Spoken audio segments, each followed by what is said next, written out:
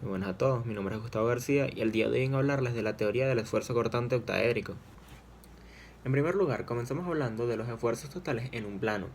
Cuando se tiene un objeto el cual es sometido a esfuerzos, en él van a aparecer distintos esfuerzos en los diferentes planos que éste presenta. Esto puede darse el caso en el que los esfuerzos son iguales, pero no es lo más común. Normalmente cada uno de los distintos planos va a tener un esfuerzo distinto. ¿De dónde salen estos planos? Estos planos salen de los tres ejes que conocemos. Vienen siendo el eje X, el eje Y y el eje Z, que nos vienen dando las tres dimensiones. En este caso tendríamos un total de tres planos: el plano XY, el plano XZ y el plano YZ. Cada uno de estos va a tener dos tipos de esfuerzos: los esfuerzos normales, los cuales pueden ser de tensión o de tracción dependiendo de si el objeto se comprime o se elonga, y esfuerzos cortantes. Los esfuerzos cortantes siempre van a ser paralelos al plano, mientras que los esfuerzos convencionales, los de tensión y los de compresión, tienen que ser normales al plano. Continuando con el equilibrio estático de un estado general de un esfuerzo en un punto, en primer lugar hay que decir que no se puede hablar de esfuerzos en un punto. Los puntos son unidimensionales y al hablar de esfuerzo estamos hablando de dos dimensiones. Por lo tanto, si se tuviera un esfuerzo en un solo punto, este tendería hacia el infinito, cosa que no ocurre en la realidad. Entonces, al referirnos a un punto, estamos hablando de un infinitesimal de área, algo sumamente pequeño. Y al hablar de que está en equilibrio, nos referimos a que la sumatoria de los momentos dentro de esta área es igual a cero, de igual manera que con las fuerzas. ¿De qué forma se traduce esto en la pieza? Pues tendríamos que, en caso de que esto no se cumpla, tendríamos una cierta deformación en la pieza o una torsión en la pieza, la cual la estaría afectando. En estos casos, cuando estamos hablando de que existe equilibrio, también podemos tomar ciertas consideraciones, como que por ejemplo, los cortantes en ciertos planos son iguales. O sea, en el caso de que exista un equilibrio, podríamos decir que el esfuerzo cortante, por ejemplo, en el plano XZ, es el mismo que en el plano ZX. De no cumplirse esto, no estaríamos en una condición de equilibrio y la pieza a la que está sometida de esfuerzo tendería a flectarse o estaría sometida a algún esfuerzo torsor, el cual la terminaría deformando de otras maneras.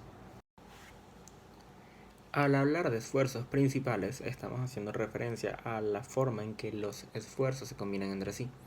Habíamos visto que dentro de una pieza se podían separar los esfuerzos según los planos en los que estos estaban actuando, pero también es posible tomar en consideración en un todo el esfuerzo al que está sometido a la pieza, teniendo en cuenta los esfuerzos en los distintos planos, tanto los esfuerzos normales como los esfuerzos tangenciales o de corte.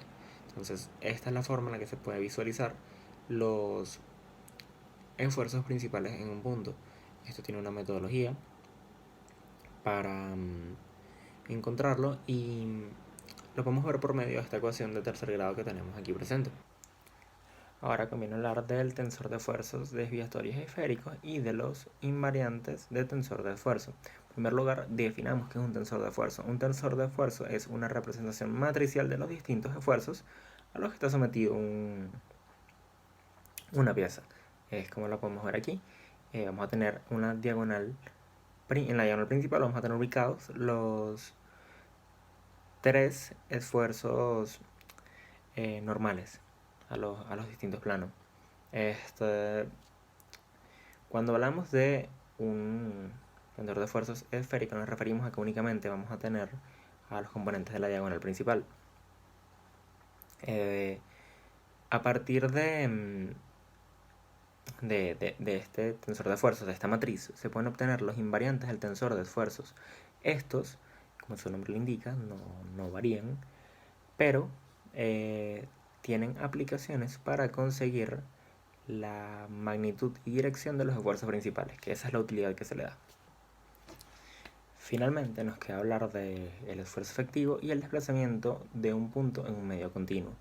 Cuando hablamos de esfuerzo efectivo, hacemos referencia al esfuerzo que realmente se encarga de formar una pieza, sin tener en cuenta las pérdidas que puede haber por distintas razones o el esfuerzo que no llega directamente a causar deformaciones. El esfuerzo efectivo ya nos lleva hacia el área de la deformación plástica, es decir, la deformación permanente de esta pieza. Cuando hablamos de desplazamiento de un punto medio continuo, hay que tener ciertos conceptos en cuenta.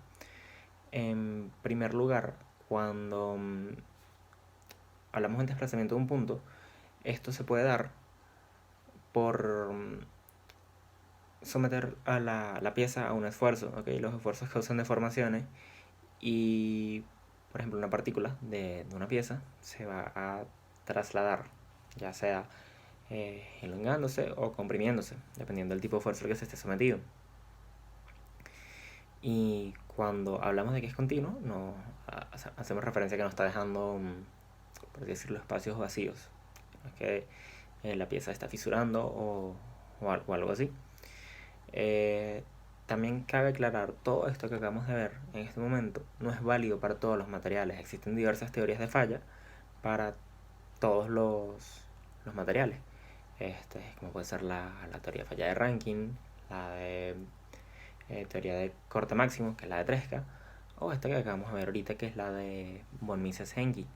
Y bueno, cada una tiene aplicaciones distintas. Por ejemplo, la de corte máxima, la de Tresca, se suele utilizar en materiales que son bastante útiles, como puede ser aluminio, bronce, cobre, entre otros. Esta que vimos ahorita es más comúnmente utilizada en aceros medianamente útiles.